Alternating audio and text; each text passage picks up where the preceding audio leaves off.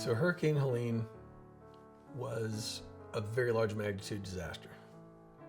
You know, it destroyed a lot of the coast of Florida, came up into Georgia, and then it dumped a stream amount of rain on the North Carolina mountains and the Tennessee mountains. Unprecedented flooding in the mountain areas. One of my roles in Rotary is I am our district disaster response coordinator.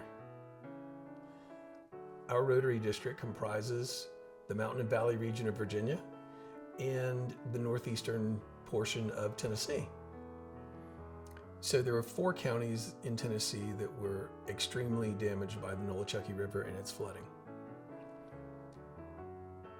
I'm also involved in Disaster Aid USA, which is a nonprofit that was started by Rotarians as a club project, and it grew. It's its own 501c3, and we do disaster response. We are not the first ones in. You have the first responders who are going in and making safe. They are going in and doing the search and rescue and the saving. And we go in as soon as that's done, as soon as we can, from our perspective and from the perspective of the local governments, and we try and save houses. I went to Disaster Aid, the group at large, talked to the board about doing a mobilization in Greene County, Washington County, Tennessee, because they were in my Rotary district, and I wanted to mobilize resources from Disaster Aid where I knew people in my district needed it. So once we got the green light on that, I spent a week working with the emergency management of Greene County, Washington County, Tennessee, the local Rotary clubs, and trying to put together a place for people to stay, soliciting volunteers, both Rotarian and non-Rotarian. So why is it important to go in as soon as there's a flood, when everything's made safe, and muck and gut the houses? And what do I mean by mucking and gutting? I'll give you an example. We had a brick 2-story house with a full basement. People rescued out of the 2nd floor window, which means that all of their personal belongings in the basement, the 1st floor and the 2nd floor had to come out, and we stripped all of the finishes that are wet, drywall, plaster walls, flooring down to the subflooring. And we do this because if we can remove all of the wet and damp materials from the house and dry the structure out and treat the structure with an anti-mold treatment, we can save the structure of the house. So those people who have lost everything, we can provide some hope, and we can definitely provide compassion for those people by trying to save the structure so they're not starting over from absolute zero. That's why it's important to go in and muck and gut as soon as possible. The disaster aid mobilization to Greene County and Washington County, Tennessee, in response to the Helene flooding, we had over 2,000 volunteer hours over a period of 2 weeks.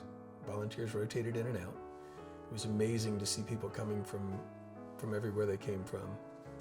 We put about $68,000 of economic input into the area based on FEMA's calculations.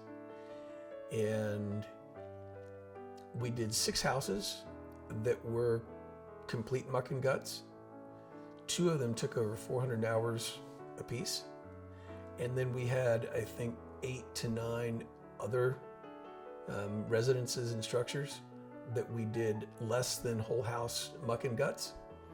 Whether that was, we did some tree removal where trees were either down and in the way, or they had been compromised and they were about to fall either on people's houses or driveways or block them off. We had 2 houses that we tarped roofs to try and keep rain and water from coming in and doing more damage. And one of the things I remind people of is, whatever task you've been assigned, if one of the people who lived in the house wants to talk to you, you stop doing your task and you talk to them. By doing that, and giving of your time and compassion, you're giving to someone something that they desperately need. They need that contact. You're their lifeline. And when you're there, and every day you're getting dirty, you're getting tired, you are trying to do this in as safe a manner as possible. You get back in the late afternoon, evening to the church camp we stayed in. You take your shower, you eat.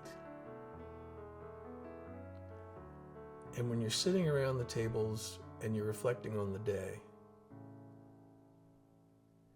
it's gratifying to know that you're making a difference in people's lives when they need it most. So I'm really, really happy that I was able to be involved in that. And it won't be the last time. That was the first mobilization that I was the team lead on, but it won't be the last.